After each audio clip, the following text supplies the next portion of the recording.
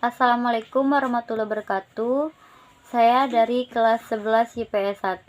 Saya akan menjelaskan tentang perlawanan Banten. Pertama-tama, saya akan memberitahu nama saya dan rekan saya.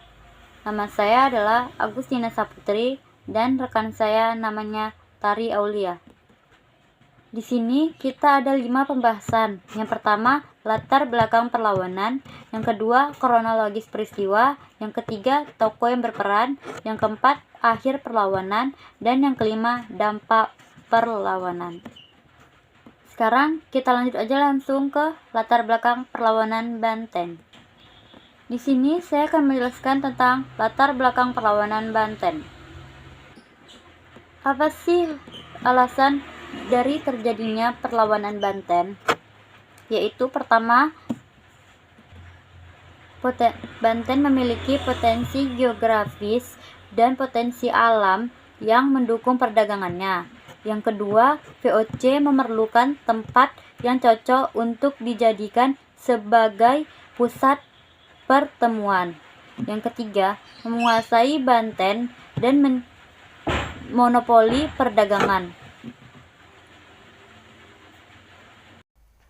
Di sini saya akan menjelaskan kronologis peristiwa secara berurutan. Pada tahun 1652, pasukan Banten menyerang Belanda di Batavia. Kenapa sih pasukan Banten menyerang Belanda? Soalnya pada kala itu, Belanda berusaha untuk memblok akses menuju ke pelabuhan Banten, sehingga tersebut memperlemah sektor perekonomian Banten. Maka dari itu mereka pun menyerang Belanda dengan harapan Belanda akan meninggalkan wilayah kepulauan Kesultanan Banten. Dan pada tahun 1656, Banten melakukan berlian berstatus saran atau perusakan terhadap instalasi masuk VOC, milik VOC.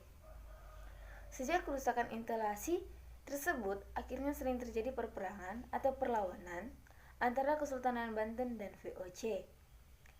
Sehingga Sultan Ageng Tritasya yang merupakan pemimpin Banten pada kala itu dan VOC masing-masing memperkuat kedudukannya, juga kekuasaannya selama perlawanan terjadi.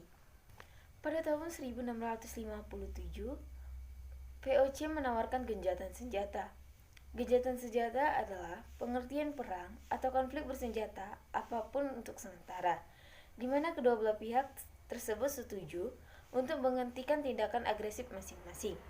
Namun perlawanan pun terjadi lagi pada April 1658 karena saat VOC telah membawa 10 perjanjian, Sultan Ageng Tritasya mengajukan 2 pasal perubahan hingga terjadi tidak kesetujuan antara kedua belah pihak tersebut.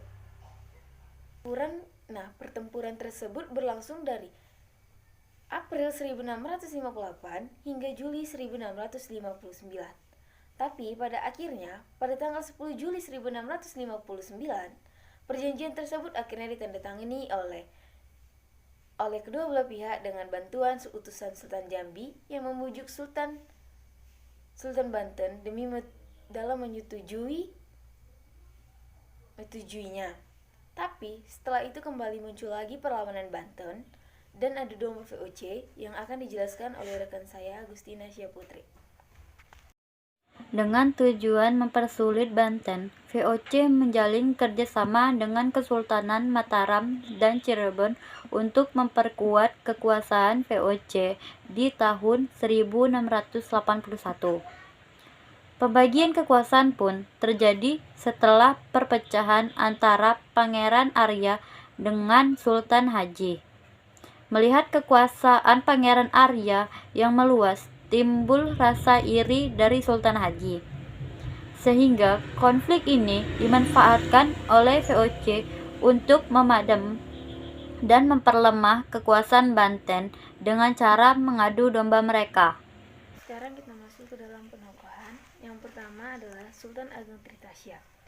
Sultan Ageng Tritasya berkuasa di Kesultanan Banten pada periode 1651 sampai dengan 1683. Beliau yang memimpin Banten dalam perperangan terhadap Belanda dengan tujuan untuk visinya, yaitu Banten sebagai kerajaan Islam terbesar. Yang kedua adalah Pangeran Arya Purbawa.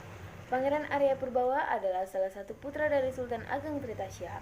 Ia yang mendukung dan membantu perjuangan ayahnya dalam melawan VOC. Pangeran Purbawa diangkat menjadi putra mahkota baru karena Pangeran Gusti, putra yang sebelumnya, memilih untuk memihak VOC. Langsung aja kita masuk ke akhir perlawanan Banten terhadap VOC. Awal mula, VOC memutuskan untuk bersekongkol dengan Sultan Haji. Hal ini tersebut mengarah pada dimulainya Perang Sultan Haji terhadap Sultan Ageng Tirtayasa pada 27 Februari 1682. Kekuatan pasukan Banten yang terlalu besar untuk mereka membuat Sultan Haji mengadakan perjanjian baru dengan VOC. Meskipun begitu, pemberontakan terus terjadi. Untuk menyelesaikan perlawanan, Sultan Haji memutuskan keluarganya untuk membujuk Sultan Ageng Tirtayasa. Setelah berhasil dibujuk, Sultan Haji dan VOC menerapkan tipu muslihat, sehingga Sultan Ageng Tirtayasa pun berhasil ditangkap oleh VOC dan dipenjarakan hingga meninggal. Disitulah Sultan Haji naik tahta dan perjanjian 10 pasal pun ditandatanganinya.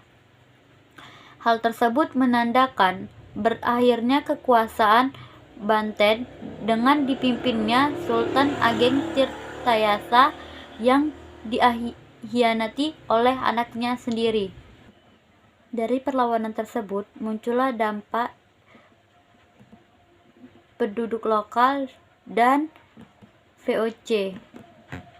Nah, itulah penjelasan presentasi dari kami. Terima kasih telah mendengarkan dan memperhatikan video kami.